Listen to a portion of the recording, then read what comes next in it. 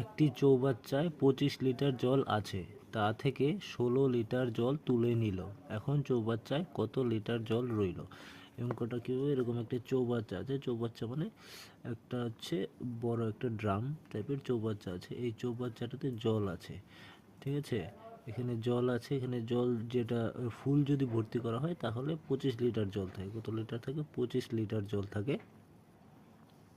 আর এটার থেকে কিছু জল তুলে নেওয়া হলো, মানে উপর থেকে মনে করো এখান থেকে যদি তোলা শুরু করে তাহলে উপর থেকে এতটুকু জল যদি তুলে নেওয়া হয়, মনে করো এখান থেকে এতটুকু, এটা হচ্ছে 16 লিটার জল তুলে নেওয়া হলো। তাহলে বাকি কতটুকু জল থাকলো সেটা বের করতে হবে। তাহলে টোটাল যে জলটা ছিল 25 লিটার, এখান থেকে যতটুকু জল তুলে নেওয়া হলো 16 লিটার, সেটাই বিয়োগ করতে হবে।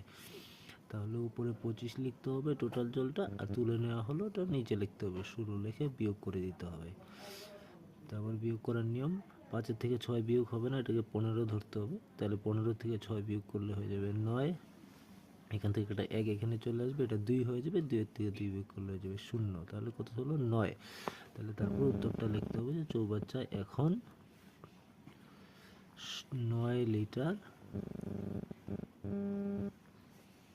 জল রইল।